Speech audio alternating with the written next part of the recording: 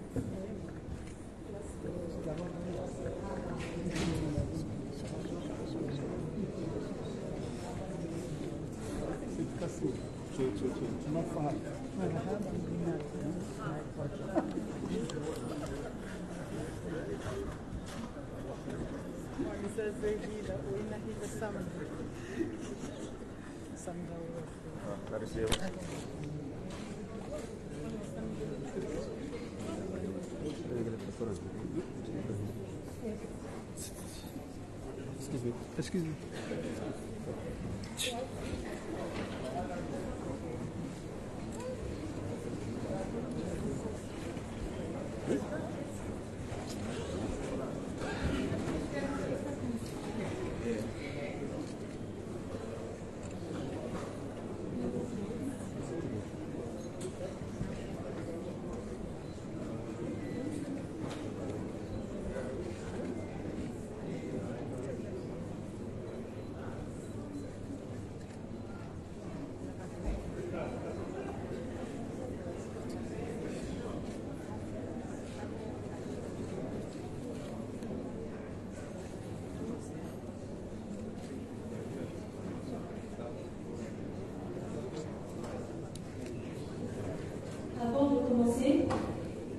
Permettez-moi de demander au prix de l'audience de donner la parole, s'il vous plaît.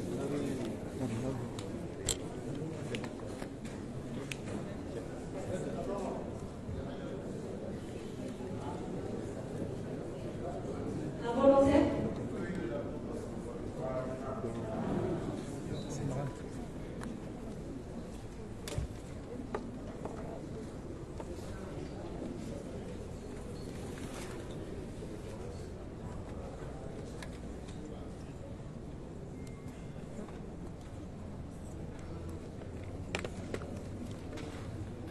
Excellence, Monsieur le Président de l'Union, Président en exercice de l'Union africaine, Madame la Présidente, Excellence Madame la Présidente de la République fédérale d'Éthiopie, Madame la Première Dame des Comores, Excellence, Mesdames les anciennes présidentes et anciennes vice-présidentes, Monsieur les ministres, Mesdames et Messieurs les membres du gouvernement, Mesdames et Messieurs les élus, Excellences les membres du corps diplomatique et des organisations internationales accréditées en Union des Comores, Monsieur le coordonnateur résident du système des Nations Unies, représentant ici la secrétaire générale adjointe des Nations Unies, Madame la cofondatrice envoyée spéciale du président de la Commission de l'Union africaine pour les autres femmes africaines, dirigeante Aoui, femmes leaders, jeunes femmes leaders, Mesdames et Messieurs, en vos rangs, grade, tout protocole observé. Assalamu alaikum wa rahmatullahi wa barakatuh. Je suis très honorée d'être parmi vous en tant que maîtresse de cérémonie pour cette troisième consultation des femmes dirigeantes sur la masculinité positive, dont le thème est de stimuler l'engagement en faveur de l'autonomisation économique des femmes et de mettre fin à la violence à l'égard des femmes et des filles. Cette consultation vise à fournir une plateforme de discussion sur la mise en œuvre, de discussion sur la violence à l'égard des femmes et des filles, et faire le point sur l'état de la mise en œuvre de la déclaration de Kinshasa et l'appel à l'action de Dakar. Honorable assistance, Mesdames et Messieurs, la Convention de l'Union africaine pour mettre fin à la violence à l'égard des femmes et des filles représente un cadre essentiel et crucial pour lutter contre les diverses formes de violence auxquelles elles sont confrontées chaque jour. Elle vise à protéger leurs droits, à éradiquer les pratiques discriminatoires et à promouvoir l'égalité basée sur le genre. En adoptant cette convention, les pays membres de l'Union africaine reconnaissent l'urgence de prendre des mesures concrètes pour éliminer ces violences et promouvoir des sociétés plus égalitaires et inclusives. Au cours des 2 jours de travaux, nous aurons l'opportunité d'entendre des femmes dirigeantes, des femmes inspirantes, des femmes leaders, des femmes engagées, qui ont chacune joué un rôle clé dans la promotion de la masculinité positive et la lutte contre la violence faite aux femmes. Leur expérience et leurs idées nous guideront dans notre quête commune pour créer un environnement sûr et respectueux pour toutes les femmes et pour toutes les filles. Nous discuterons également des engagements nécessaires de la part des gouvernements, des organisations internationales, de la société civile et du secteur privé pour mettre en œuvre de manière effective les mesures prévues par la Convention de l'Union africaine. Nous aborderons des sujets tels que l'éducation, la sensibilisation, les services de soutien aux victimes, la responsabilisation des auteurs de violences et les changements législatifs nécessaires pour atteindre des objectifs communs. Enfin, je vous encourage à profiter de cette opportunité unique pour échanger des bonnes pratiques, des idées novatrices et des recommandations concrètes. Chacun et chacune d'entre nous a un rôle à jouer dans la construction d'un avenir où les femmes et les filles sont libres de toute forme de violence. Sans plus tarder, je vous présente le programme. Nous aurons donc la lecture du Saint-Coran qui sera lue par M. Aboubakar Omar. Ensuite, nous allons écouter notre ambassadeur auprès de l'UNESCO, M. Mohamed Mashrafi, qui sera suivi par le discours de Madame la ministre de la Santé, mais qui sera lu par sa représentante, Madame Sitou Raada Mohamed. Je tiens à rappeler que Madame Sitou Raada Mohamed est la première femme ministre et la première femme députée de l'Union des Comores. Nous aurons ensuite le mot introductif du coordonnateur résident du système des Nations Unies pour le message vidéo de Madame Amina Mohamed, la secrétaire générale adjointe des Nations Unies. Suivra le discours du Dr Monique Damangoua, vice-présidente de l'Union africaine en virtuel. Ensuite, nous aurons le discours de l'ancienne présidente de l'île Maurice, Amina Fatou. Après cela, nous aurons le discours de la présidente de l'étude. Et avant la prise de parole de son excellence président des Comores, président en exercice de l'Union africaine, nous avons une petite surprise qui sera un prix qui sera remis au président de l'Afrique, que je citerai tout à l'heure. Ensuite, nous écouterons bien sûr le discours du président de la République et de l'Union africaine. Sans plus tarder, j'appelle Monsieur Aboubakar Omar pour la lecture du Saint-Coran.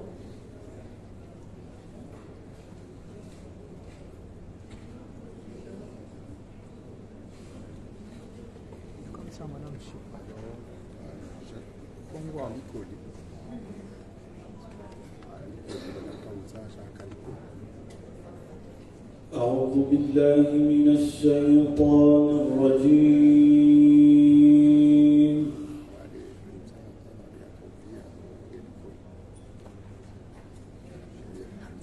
بسم الله الرحمن الرحيم.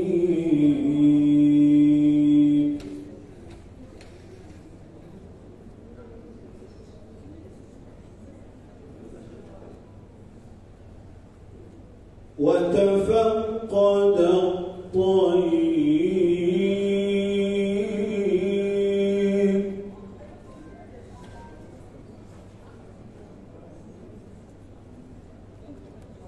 فقال ما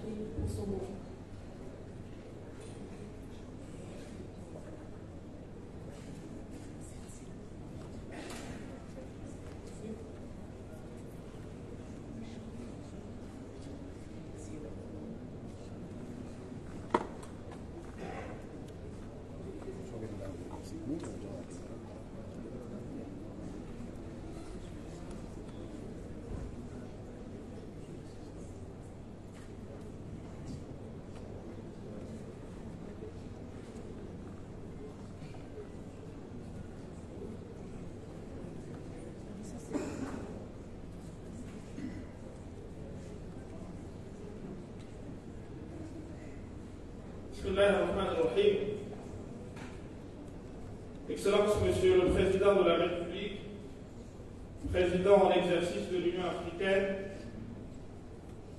Excellence, Madame la Présidente de la République sœur d'Éthiopie,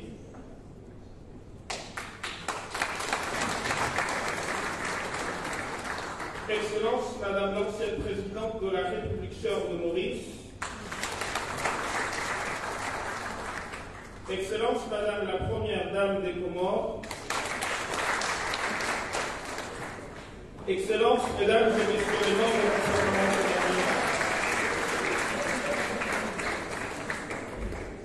Mesdames et messieurs les représentants du corps diplomatique, mesdames et messieurs en rang et qualité, assalamu alaikum wa rahmatullahi ta'ala wa barakatuh. Les chiffres des violences de toutes sortes faites aux femmes dans le monde sont extrêmement choquantes. En France, par exemple, il meurt une femme et demie tous les 3 jours des coups de son conjoint. Ailleurs, les statistiques permettraient sans doute d'arriver à des résultats, sinon pires, du moins aussi catastrophiques. Les inégalités en matière de salaire, à niveau et expérience égaux, au profit de l'homme, sont hélas aussi flagrantes que choquantes. Même l'accès fréquente les bancs de l'école contre 10 pour les garçons. Les postes à responsabilité sont encore dans les grandes entreprises et les grandes organisations l'apanage des hommes. Les chiffres sont tout aussi flagrants que ceux suscités concernant d'autres inégalités et violences. Mesdames et messieurs, jusqu'à 70% des femmes sont exposées à des violences au cours de leur vie dans le monde. Nous rendons-nous compte, quid des viols? Divers milieux professionnels et artistiques sont connus pour être des lieux dans lesquels promotion rime avec canapé. Je ne suis pas là en train de parler d'un genre venant de l'espace. Je vous parle de nos épouses, de nos mères, de nos sœurs et de nos filles. Jusqu'à quand continuerons-nous à nier l'évidence? Simone de Beauvoir disait dans le deuxième sexe, son célèbre essai, que l'on ne naissait pas femme, mais on le devenait. Dans la société, les remarques les plus avilissantes sont jetées à l'encontre de la femme. Elle serait, dit-on, faible, versatile et émotive. Dans la vie, la réalité est totalement à l'opposé de cela. Combien d'hommes, chers amis, faudrait-il pour rivaliser avec la force de la femme qui accouche? Quelqu'un de plus instable existe-t-il que l'homme? Quid de nos émotions? Un propos du prophète tourne en dérision la supériorité prétendue des hommes sur les femmes sur la base des dits qualificatifs en disant « Je n'ai jamais vu quelqu'un traité d'idiot capable de tourner en bourrique l'homme le plus sérieux que la femme. » Il a été pourtant compris des siècles durant par les hommes comme étant la preuve de la supériorité prétendue de l'homme, et ce, au nom de la religion musulmane. Excellences, distingués invités, le moralisme de certains, se plaçant en parangon des droits de la femme, est non seulement faux, mais aussi et surtout pernicieux, parce qu'il pousse certaines filles africaines à rejeter leur culture, qui, bien que loin d'être parfaite, leur garantissent, sinon plus de droits que les hommes, du moins les mêmes. C'est le cas de la culture comorienne, qui oscille entre matrilinéarité et matriarcat. Aux Comores, chers amis, seuls les membres de la famille du côté de la femme ont un nom. Comment appelle-t-on par exemple l'enfant de son frère? Comment appelle-t-on le frère du père? Seul l'enfant de la sœur a un nom, Mwanamwanamouché. Et seul le frère de la mère a un nom, le Mdjomba. Devrait-on oublier que le foncier appartient quasi exclusivement à la femme aux Comores? En cas de divorce, c'est l'homme qui quitte le foyer qui appartient à la femme, et non l'inverse. Un homme qui bat sa femme dans la culture comorienne est quelqu'un de mauvais, de rejeté socialement, et dont tout le monde parle en mal. J'ai même appris dernièrement que, choqués de voir leur père frapper leur mère, des enfants sont partis tabasser leur père.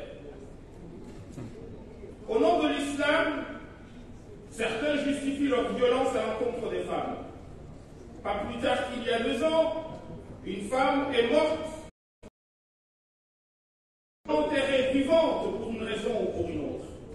Comment peut-il être la religion qui en fait une bête incapable de rien d'autre que d'assouvir les besoins de l'homme et pondre des enfants? Le prophète nous a enseigné ceci. Les femmes sont les égales des hommes. On invoque souvent l'héritage pour accuser l'islam de machisme. L'héritage en islam, chers amis, n'est pas une affaire de sexe. C'est plus une question d'âge et de charge dépensière qu'autre chose. Ainsi, par exemple, le grand-père hérite-t-il moins que sa petite-fille? À telle enseigne que, sur plus de 30 cas, la femme hérite plus que l'homme, ou hérite et l'homme n'hérite pas, etc.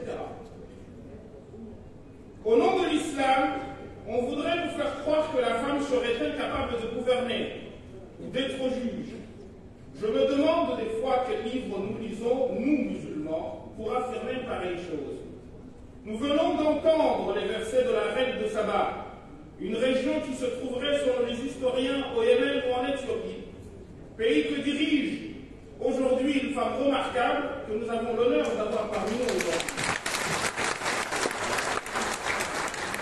Le Coran salue son intelligence en tant que guide, et surtout, comment elle a réussi à conduire son peuple vers le salut. Combien d'hommes, à part les prophètes, ont conduit leur peuple au salut selon le Coran? Pas des F. Nemrod ou Pharaon? Choisissez les amis. Je ne saurais finir mon propos sans faire une allusion particulière aux mots et à la violence psychologique qu'ils peuvent charrier. Même si des expressions existent qui la dénigrent en comorien, la femme est tout autant que l'homme moutou. Nous n'avons pas besoin du mot homme, comme en français, pour parler de l'espèce humaine. On dit wanadam. En arabe, par exemple, la règle est que lorsque l'on ajoute à un mot un son, le dérivé est plus riche que le mot source. Or, on dit de l'homme imrud et de la femme imra'a, ce qui fait de la femme un être supérieur à l'homme. Mesdames et messieurs, comme le dit si bien le philosophe et penseur musulman Ibn Arabi, tout ce qui ne se conjugue pas au féminin n'est pas digne de foi. L'encouragement des femmes est le seul chemin par lequel l'humanité gagnera son salut.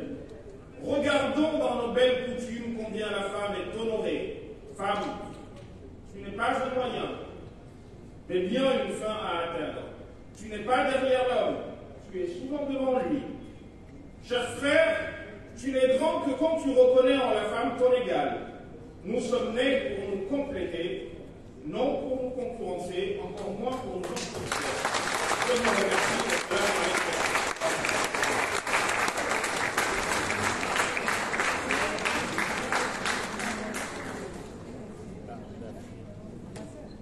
Je vais faire appel maintenant à notre première femme ministre et première députée de l'Union des Comores, Madame Sidoura Mohamed, qui va venir lire le discours du ministre de la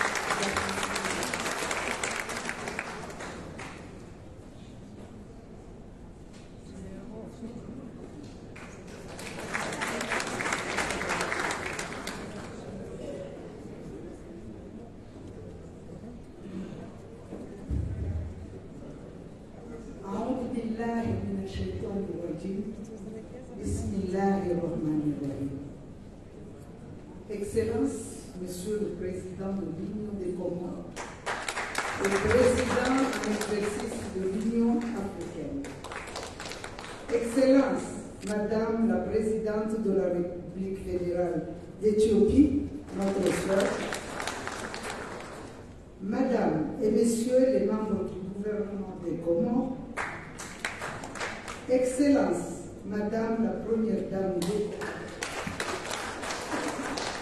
Madame l'ancienne présidente de Maurice, Mesdames les anciennes vice-présidentes de la Zambie et du Libéria, Mesdames les imminentes personnalités en vos rangs et grades respectifs, Monsieur le coordinateur du système des Nations Unies, Messieurs les représentants du corps diplomatique, Mesdames et Messieurs, chers sœurs.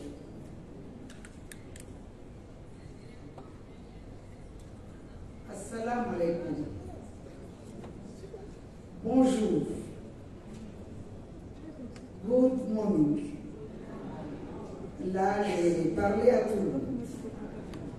Je suis honorée de me tenir devant vous ce jour pour vous adresser ce discours de bienvenue en Union des Comores à l'occasion de cette consultation préalable à la 3e conférence de l'Union africaine sur la masculinité positive.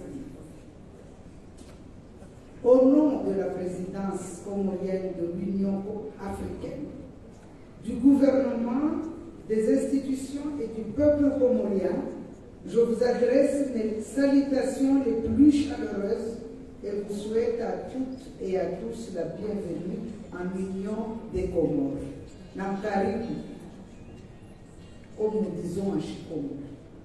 Cette rencontre qui nous unit au cours de ces prochaines journées est d'une très grande importance pour l'avenir de la femme africaine et qui parle de l'avenir de la femme africaine, parle de plus de 714 millions de femmes et des filles qui sont confrontées au quotidien à des défis en matière de leurs droits, que ce soit leur droit à l'éducation, leur droit à la santé, à un travail décent, à un niveau de vie suffisant ou à leur participation politique. Les violences faites aux femmes et aux filles sont encore des fléaux en dépit de tous les efforts menés pour les contrecarrer.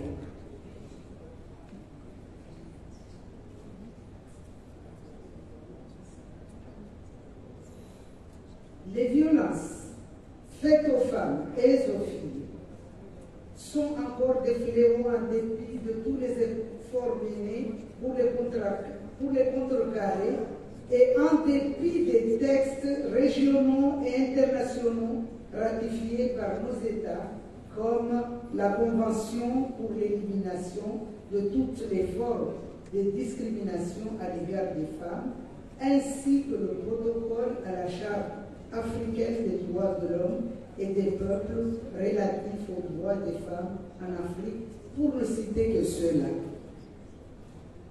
Nous sommes réunis ici pour parler de l'avenir de ces femmes africaines et donc de l'avenir de l'Afrique, car les femmes sont les fondations sur lesquelles reposent le progrès, la justice et la prospérité de notre continent. Ces consultations que nous allons mener au cours de ces 2 prochaines journées s'inscrivent comme préalable à la 3e conférence de l'Union africaine sur la masculinité positive qui se tiendra en novembre et dont l'objectif est de consulter les citoyens de l'Union africaine ainsi que les parties prenantes essentielles sur la Convention de l'Union africaine visant à mettre fin à la violence à l'égard des femmes et des filles et à évaluer la mise en œuvre des résultats des précédentes conférences, notamment la déclaration de Kinshasa et à l'appel à l'action pour éliminer la violence à l'égard des femmes et des filles. Ces consultations, mesdames et messieurs, sont préalables et s'inscrivent dans la méthodologie de ces conférences sur la masculinité positive et visent à formuler des recommandations de la société civile qui puissent être portées aux chefs d'État et de gouvernement. Il s'agit donc pour nous aujourd'hui de construire un plaidoyer de toute la société civile africaine pour l'amélioration de la promotion et de la protection des droits des femmes et des filles africaines. J'ai parlé de masculinité positive alors que je parlais tantôt des droits des femmes. Comment cela s'explique-t-il? Et d'abord, faut-il comprendre par masculinité positive et aussi, et peut-être même surtout, qu'il ne faut pas comprendre par masculinité positive. Permettez-moi tout d'abord de dissiper toute confusion que j'entends encore par-ci et par-là lorsque je présente ce concept. Il ne s'agit en aucun cas de pointer du doigt de masculinité prétendument négative, ni de stigmatiser le genre masculin. Jamais. Cette approche ne vise en aucun cas à perpétuer les injustices que les femmes endurent et combattre contre un mal en le répétant n'a jamais de sens. Jamais.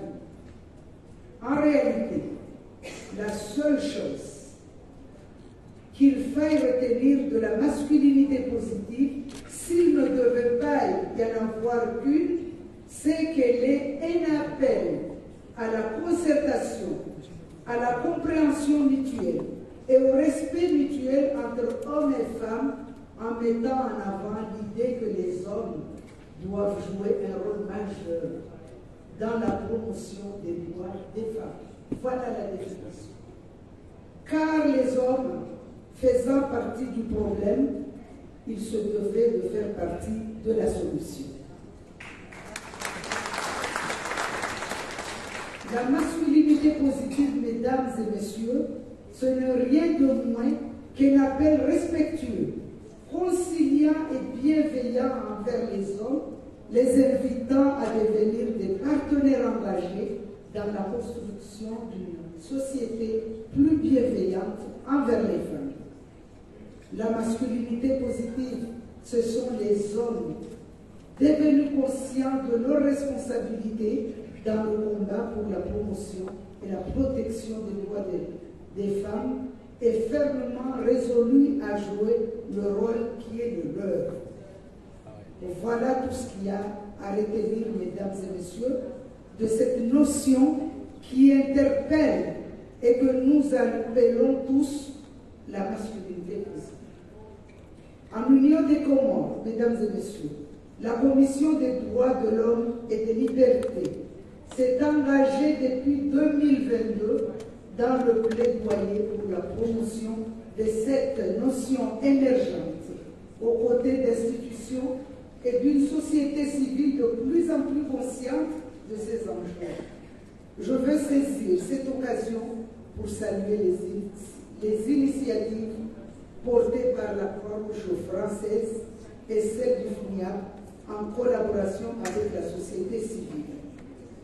Je veux ici appeler tous les acteurs de la société civile à accentuer les initiatives dans ce sens pour faire en sorte que les hommes deviennent les acteurs engagés que nous attendons en faveur de la promotion du genre.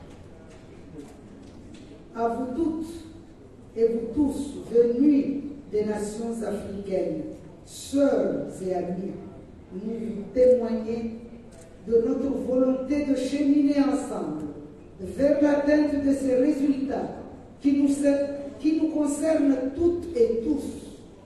Cette consultation doit servir de plaidoyer aux chefs d'État et de gouvernement lors de la 3e conférence de l'Union africaine sur la masculinité positive. J'appelle ainsi à chacun et à chacune d'entre vous à faire preuve de courage et d'audace, mais aussi de respect et de bienveillance dans les travaux de ces prochains jours, en gardant encore une fois à l'esprit que notre but est d'accompagner les femmes dans leur combat légitime et que nous ne cherchons pas à opposer les genres, mais à travailler ensemble pour les droits des femmes qui sont avant tout des droits humains. Car les femmes représentant plus de la moitié de l'humanité, il est en effet de notre impérieux devoir de garantir leur voix et leurs droits, que leur voix et leurs droits soient respectés et protégés. Je vous souhaite, mesdames et messieurs, des travaux constructifs, des résultats significatifs au cours de cette consultation, afin que le plaidoyer que vous portez puisse être utile au combat pour ces droits. Puisse donc cette réunion contribuer à l'amélioration de la promotion et la protection des droits des femmes à travers des recommandations concrètes et concertées. J'exprime ma profonde reconnaissance envers son Excellence, le président Azali Assoumani, actuellement président en exercice de l'Union africaine, pour sa contribution à la tenue de cette rencontre qui illustre, s'il en était besoin, son engagement constant et profond en faveur des droits des femmes. Je vous remercie.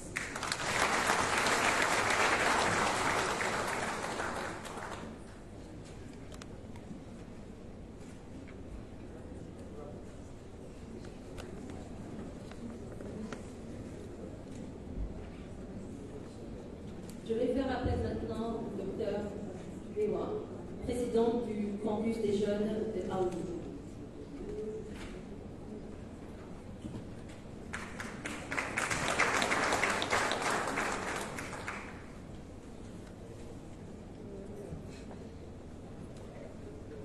Son Excellence, Monsieur le Président de l'Union des Comores et Président de l'exercice de l'Union africaine. Son Excellence, Madame Saleh Bokswede, Présidente de la République fédérale. Son Excellence, Madame la Première Dame de l'Union des Comores. Son Excellence, Madame l'ancienne Vice-Présidente des États-Unis. Her Excellencies, former Vice President of Zimbabwe and New Gambia. Madame la Première Femme Ministre des Comores. Son Excellence, Madame Keneta Diop, envoyée spéciale de l'Union africaine pour les questions de femmes pays. Mesdames et Messieurs les ministres, les directeurs d'institutions étatiques et missions diplomatiques, chères femmes leaders, seniors et jeunes femmes leaders, bonjour, good morning, salam alaikum. C'est avec beaucoup d'humilité que je prends la parole aujourd'hui devant cette auguste assemblée pour vous souhaiter la bienvenue à cette troisième consultation des femmes leaders sur la masculinité positive à Moroni, aux Comores, sur le thème « Stimuler les engagements en faveur de l'autonomisation économique et l'élimination des violences à l'endroit des filles et des femmes ». Je suis Dr Joanie Lewa, j'ai l'honneur de présider le caucus des jeunes au sein de Aoling, une plateforme de femmes expertes sur le continent, répartie au sein de différents chapitres nationaux. Aujourd'hui, j'ai l'honneur d'avoir avec moi mes sœurs jeunes pionnières, Annie Modi, Lalice Santoura, Laurie Gay, Emma Solopchi, Mouna Diallo, sœur Danielle Sassou et plein d'autres qui continuent de rayonner sur le continent. Dans ma pratique médicale, j'ai malheureusement rencontré de nombreux cas de violences sexuelles. Violences sexuelles, mais aussi violences physiques. Violences psychologiques et économiques. Et comme vous le savez, ces violences sont une épidémie. Pire, ces violences représentent une pandémie invisible qui ronge l'humanité tel un cancer.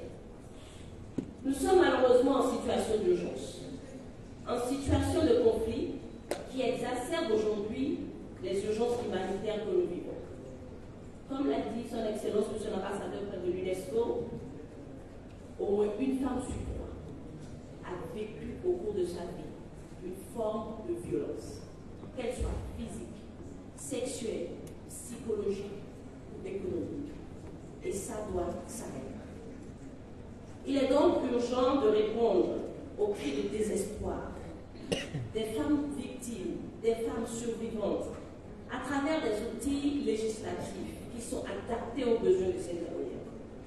Après la conférence de Dakar et celle de Kinshasa sur la masculinité positive, de même que la déclaration et l'appel à l'action sur la masculinité positive, nous avons vu que ces outils ont été adoptés et endossés par le sommet de l'Union africaine. Et cela trace le chemin vers l'élaboration d'une convention pour l'éradication Excellence, Monsieur le Président Azali Assoumou, je voudrais respectueusement inviter cette auguste Assemblée à acclamer votre leadership pour cet engagement fort pour l'éradication des violences faites aux filles et aux femmes.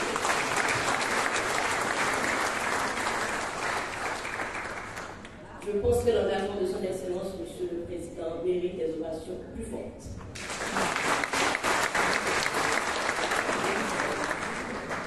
Je salue aussi très respectueusement l'appui et l'engagement de vos pères chefs d'État en exercice, sans oublier les pactes remarquables de son Excellence, Mme Hélène Johnson-Sirleaf, Mme Bideta Diop, Mme Amina Goulou-Fakim, Mme Salimon Souédé, son Excellence, Mme Gertrude Mongela, Dr Joyce Moujourou, Mme Fatoumata Diallo, et toutes les femmes pionnières des Nations Unies, de l'Union africaine et des missions diplomatiques qui portent la thématique de l'éradication des violences.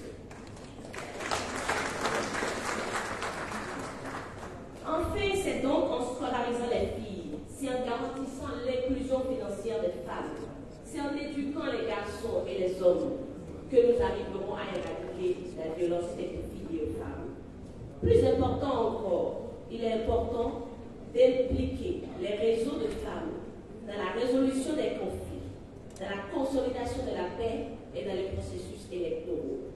Nous recommandons également un suivi effectif de la mise en application des différents cadres législatifs existants en la matière. Le renforcement surtout des mécanismes de redevabilité. Redevabilité au niveau continental, au niveau national, que ce soit en rapport avec la résolution 1325, 2250, les différentes conventions rapport aux droits de l'homme. Nous recommandons également la mobilisation des ressources, y compris celles domestiques, parce que nous devons mettre nos ressources financières là où nos priorités sont. Nous devons mettre nos ressources financières là où notre engagement politique demeure. Il est également essentiel de continuer à mener des actions clés pour l'adoption d'une convention sur la lutte contre les violences faites aux filles et aux femmes. Plus important encore, c'est l'intégration des services de prévention et de prise en charge des violences, mais intégrée avec l'inclusion financière, l'accès aux soins de services de santé, l'éducation des filles, des femmes, l'éducation des garçons, des hommes et la protection sociale de tous et de toutes. Enfin, je voudrais nous exhorter aujourd'hui à construire l'Afrique que nous voulons. Une Afrique où chaque personne, chaque individu, chaque fille, chaque femme, chaque garçon, chaque homme compte. Une Afrique plus équitable pour nos mères, pour vos élèves. Cela montre l'engagement de son Excellence, Monsieur le Président, à continuer à conjuguer les Comores et l'Afrique au féminin. Conjuguons donc l'Afrique au féminin de l'Union.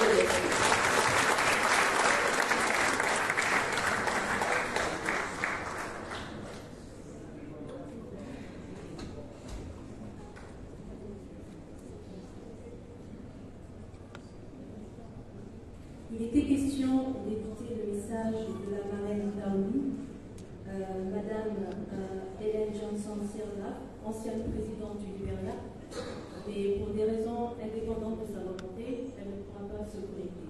Par contre, je tenais à vous informer qu'hier, c'était son anniversaire et qu'elle fêtait ses 85 ans, donc je lui demande tous ses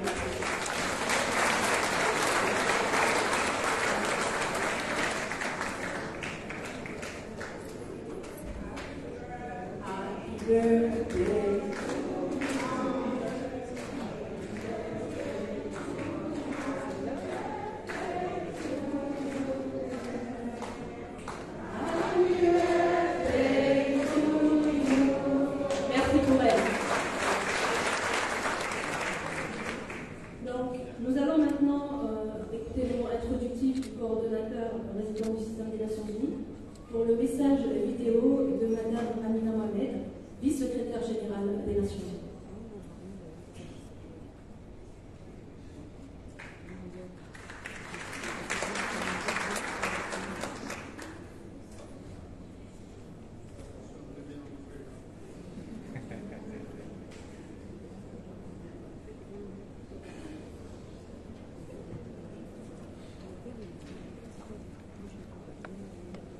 Excellence, Monsieur le Président de l'Union des Comores et Président en exercice de l'Union africaine.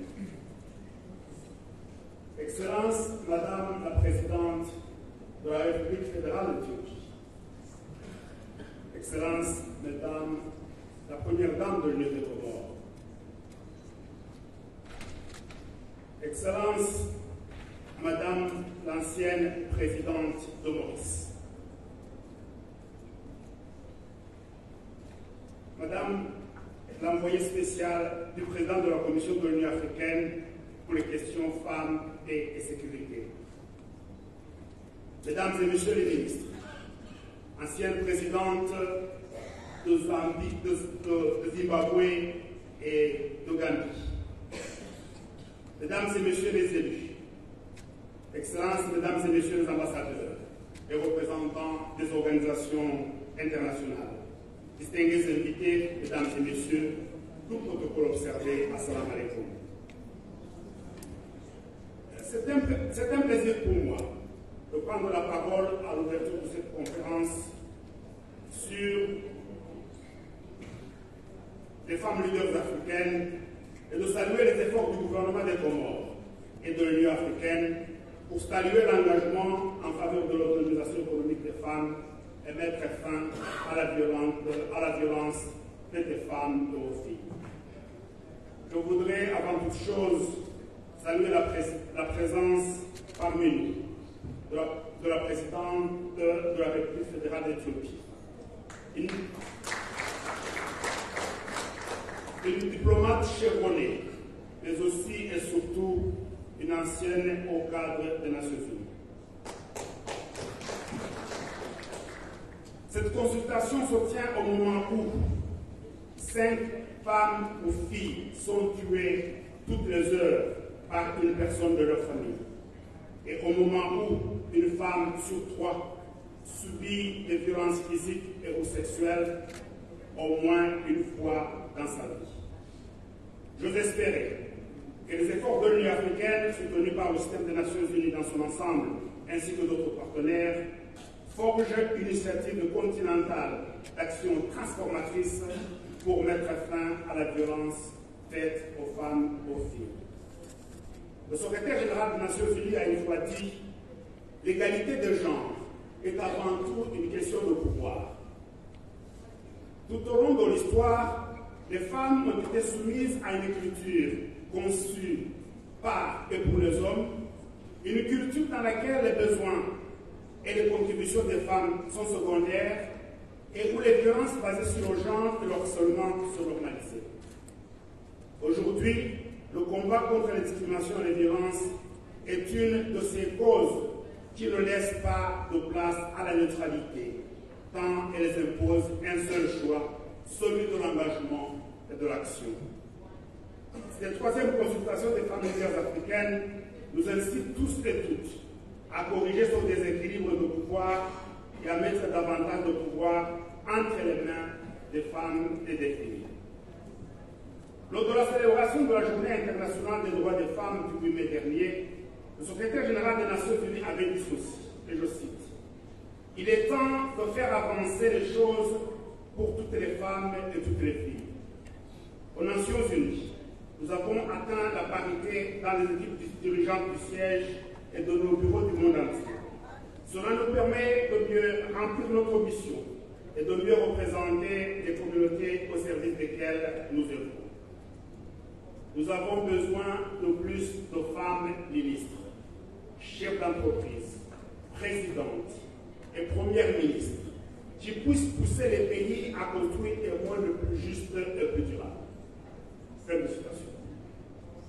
L'une des personnalités qui incarne le changement de cap au sein du système des Nations Unies n'est autre que sa vice-secrétaire générale, Amina Mohamed, une digne représentante, une digne ressortissante de notre cher continent. Je vous invite à suivre son discours pour cette occasion. Je vous remercie.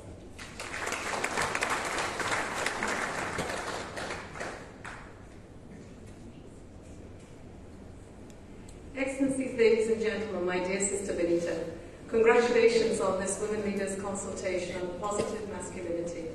I welcome the African Women Leaders Network initiative on positive masculinities and its recognition of the need to challenge stereotypes and power structures and member states' commitments to accelerate the realization of the rights of women and girls. This agenda could not be more timely. We know that. When women are left out of the room, when women are not at the peace table, we see more conflict, more violence, and less sustainable development. It's as simple as that. We need male leaders who are prepared to take a stand and empower the meaningful participation of women. Promoting positive masculinities and a more intentional approach to engage men and boys for gender equality is a key strategy to prevent violence against women and girls. I commend the heads of state who have committed to this initiative and have been steadfast in their commitment towards ending violence against women. What is needed now is continued accountability. It has been 20 years since the African Union adopted the Maputo Protocol. Despite some key gains, we still face many challenges that infringe upon the rights of women and girls. At this consultation, we have an opportunity to make bold and significant recommendations that could move the needle. The Ireland call to action brought us together to galvanize the continued transformation of Africa into a peaceful, united and prosperous continent, free from all forms of violence. Towards this end, the AU Convention to End Violence Against Women and Girls must be drafted to be a powerful instrument and reflect our collective hope for African women and girls to live free from violence and the means to achieve it. The conclusions of this consultation and the subsequent outcome document of the AU Men's Conference later this year are a critical step to realize this. Let's do this together. Let's do this now. Thank you.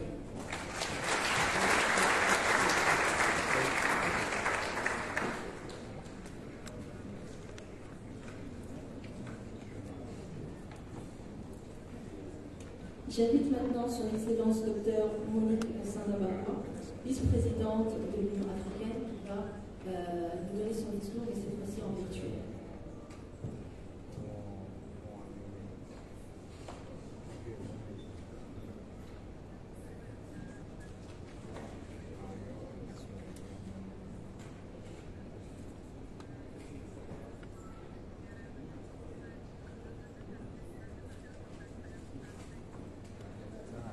Son Excellence Sahle-Work Zewde, présidente de la République démocratique fédérale d'Éthiopie, Son Excellence Ellen Johnson Sirleaf, ancienne présidente du Libéria et patronne de Arlene, Son Excellence le président, la présidente Fakim Gurib, ancienne présidente de Maurice, Son Excellence Fatoumata Jallow Tambayan, ancienne vice-présidente de la Namibie, l'honorable Dr. Joyce Mshuru, ancienne vice-présidente du Zimbabwe, Excellences, membres du corps diplomatique et représentants des organisations internationales, ma très chère sœur Madame Beneta Diop, mesdames, messieurs, c'est pour moi un grand plaisir, un grand honneur de m'adresser à vous aujourd'hui à l'occasion de la 3e consultation des femmes leaders sur la masculinité positive qui se tient à Moroni aux Comores. Je regrette de ne pas pouvoir être présente en personne, mais comme notre envoyé spécial dirige la délégation de l'Union africaine aux Comores, nous sommes convaincus d'être bien représentés. Je vous transmets les salutations chaleureuses du président de la Commission de l'Union africaine, de son Excellence M. Moussa-Faki Mahamat, qui se réjouit que le président de l'Union accueille la consultation de cette année. Je suis également honorée d'être avec vous, quoique virtuellement, parmi des femmes et leaders chevronnées de tout le continent et de l'étranger, qui sont rassemblés ici avant la 3e consultation des femmes leaders sur la masculinité et positive. Permettez-moi de continuer mon propos en anglais. Your Excellencies, ladies and gentlemen, as a pre-conference meeting, the aim for the next 2 days is to discuss rigorously the strategies that will ensure that male leaders make commitment to end violence against women and girls and gender inequality by enhancing women's economic empowerment and financial inclusion, and remain accountable to women and girls in Africa. This theme comes at the right time, as it has been shown that inequalities between men and women continue to be the root cause of violence against women and girls, and in particular, inequalities driven by economic disparities. To this end, the African Union has declared 2020 to 2030 the decade of financial and economic inclusion for African women, and we have seen promising initiatives ranging from offering women financing and credit solutions and support for women's groups and networks of female entrepreneurs.